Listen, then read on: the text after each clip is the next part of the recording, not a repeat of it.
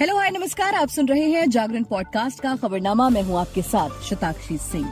आज तारीख है 1 सितंबर की और दिन है शुक्रवार का। दोस्तों, देश में वन नेशन वन इलेक्शन को लेकर चर्चा तेज हो गई है। केंद्र सरकार ने शुक्रवार यानी 1 सितंबर को वन नेशन वन इलेक्शन के लिए एक कमेटी गठित की है, जो पूर्व राष्ट्रपति रामनाथ कोविंद की अध्यक्षता में काम करेगी। कमेटी देश में एक साथ चुनाव की संभावनाओं का पता लगाएगी।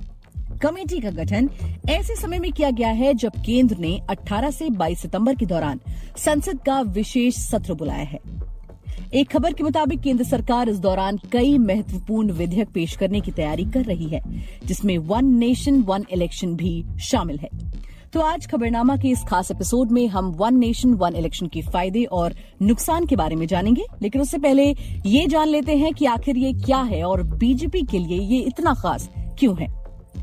देखिए, एक देश एक चुनाव का आइडिया देश में एक साथ चुनाव कराए जाने से है। इसका मतलब है कि ये पूरे भारत में लोकसभा चुनाव और सभी राज्यों में विधानसभा चुनाव एक साथ होंगे। दोनों चुनावों के लिए संभवतः वोटिंग भी साथ या फिर आसपास होगी। वर्तमान में लोकसभा और राज्य विधानसभा के चुनाव सरकार 5 साल का कार्यकाल पूरा होने या फिर विभिन्न कारणों से विधायिका के भंग हो जाने पर अलग अलग कराए जाते हैं। अब ऐसे में सवाल ये उठता है कि बीजेपी के लिए ये खास क्यों है। देखिए, प्रधानमंत्री नरेंद्र मोदी और बीजेपी के दूसरे नेता कई मौकों पर देश में एक साथ चुनाव की चर्चा कर चुके हैं। 2014 में तो ये बीजेपी के चुनावी घोषणा पत्र का हिस्सा भी rह चुका है। एक खबर के मुताबिक बीजेपी के चुनावी घोषणा पत्र के पेज नंबर 14 में लिखा गया था कि बीजेपी अपराधियों को खत्म करने के लिए चुनाव सुधार शुरू करने के लिए प्रतिबद्ध है। बीजेपी अन्य दलों के साथ परामर्श के माध्यम से विधानसभा और लोकसभा चुनाव एक साथ कराने की पद्धति विकसित करने की कोशिश करेगी। घोषणा पत्र के मुताबिक इससे चुनाव खर्चों को कम करने के अलावा राज्य सरकारों के लिए स्थिरता सुनिश्चित होगी। अब जान लीजिए कि एक साथ चुनाव कराने के फायदे क्या होंगे। देखिए, देश में एक साथ चुनाव कराए जाने के समर्थन में सबसे मजबूत तर्क अलग अलग चुनावों में खर्च होने वाली भारी भरकम रकम में कटौती करना है। एक रिपोर्ट में बताया गया है कि 2019 लोकसभा चुनाव में 60,000 करोड़ रुपए खर्च हुए थे। इसमें चुनाव लड़ने वाली राजनीतिक दलों का खर्च और केंद्रीय चुनाव आयोग की तरफ से खर्च की गई रकम शामिल है। एक साथ चुनाव के समर्थन में एक तर्क दिया जाता है कि इससे प्रशासनिक व्यवस्था सुचारू होगी। चुनाव के दौरान अधिकारी चुनाव ड्यूटी में लगे होते हैं, इससे सामान्य प्रशासनिक काम प्रभावित होते हैं। अब विधि आयोग ने जताया है कि ऐसा करने से मतदान बढ़ने का भी अनुमान है। पिछले कुछ सालों से देखा गया है कि हर साल कहीं न कहीं चुनाव होते रहते हैं। चुनाव के चलते इन राज्यों में आचार संहिता लागू कर दी जाती है, जिससे उस दौरान लोक कल्याण की नई योजनाओं पर प्रतिबंध लग जाता है। एक साथ चुनाव होने से केंद्र और राज्य की नीतियों और कार्यक्रमों में निरंतरता सुनिश्चित होगी। विधि आयोग ने कहा कि एक साथ चुनाव कराने से मतदान में वृद्धि होगी, क्योंकि वोटर्स के लिए एक बार में वोट देने के लिए निकलना ज्यादा सुविधाजनक होगा। अब ऐसे में एक सवाल ये भी आता होगा कि एक देश एक चुनाव करने के लिए आखिर करना क्या पड़ेगा। देखिए, लोकसभा और राज्यसभा चुनाव एक साथ कराए जाने के लिए संवैधानिक संशोधन करना पड़ेगा।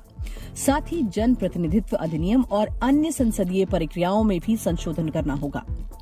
अब आइए जानते हैं कि इसके लिए क्या बदलाव करने होंगे।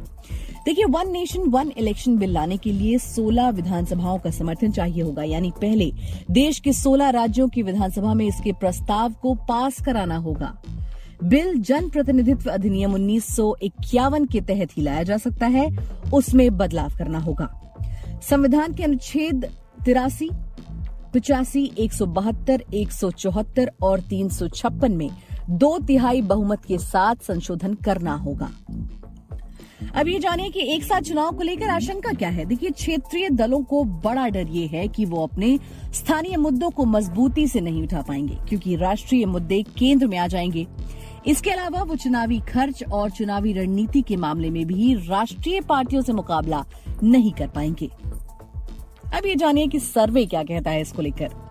देखिए, इंडिया टुडे ने IDFC संस्थान के 2015 में किए गए एक सर्वे का हवाला देते हुए बताया है कि अगर एक साथ चुनाव होते हैं तो 77% संभावना है कि मतदाता राज्य विधानसभा और लोकसभा में ही राजनीतिक दल या गठबंधन को चुनेंगे। वहीं चुनाव 6 महीने के अंतर पर होते हैं तो केवल 61% मतदाता एक पार्टी को चुनेंगे। इसके अलावा एक देश एक चुनाव के पक्ष में एक तर्क ये भी है कि इससे काले धन और भ्रष्टाचार पर रोक लगने में मदद मिलेगी। चुनावों के दौरान विभिन्न राजनीतिक दलों और उम्मीदवारों पर ब्लैक मनी के इस्तेमाल का आरोप लगता रहा है, लेकिन कहा जा रहा है कि ये बिल लागू होने से इस समस्या से बहुत हद तक छुटकारा मिल जाएगा। अब ये जान लीजिए कि इससे नुकसान क्या हो सकता है। देखिए, केंद्र सरकार भले ही एक देश एक चुनाव के पक्ष में हो, लेकिन इसके विरोध में भी कई मजबूत तर्क गढ़े जा रहे हैं। जाहिर सी बात है कि अगर कोई भी चीज होती है तो उसके कुछ नुकसान और उसके कुछ फायदे होते हैं। कहा जा रहा है कि अगर ये बिल लागू होता है तो इससे केंद्र में बैठी पार्टी को एक तरफा लाभ हो सकता है। अगर देश में सत्ता में बैठी किसी पार्टी का सकारात्मक माहौल बना हुआ है तो इससे पूरे देश में एक ही पार्टी का शासन हो सकता है, जो कि खतरनाक होगा। देखिए, इसके खिलाफ एक तर्क ये भी बताया जा रहा है कि इससे राष्ट्रीय और क्षेत्रीय पार्टियों के बीच मतभेद और ज्यादा बढ़ सकता है। कहा जा रहा है कि एक देश एक चुनाव से राष्ट्रीय पार्टियों को बड़ा फायदा पहुंच सकता है, जबकि छोटे दलों को नुकसान होने की संभावना है। अगर एक देश एक चुनाव बिल के तहत पूरे देश में एक साथ लोकसभा और विधानसभा चुनाव कराए जाएंगे तो इससे पूरी संभावना होगी कि चुनावी नतीजों में देरी हो सकती है। चुनावी नतीजों में देरी से यकीनन देश में राजनीतिक अस्थिरता बढ़ेगी, जिसका खामियाजा आम लोगों को भी भुगतना पड़ेगा। अब ये बिल पास होने के बाद कितना सार्थक होगा, ये तो आने वाला वक्त ही बताएगा।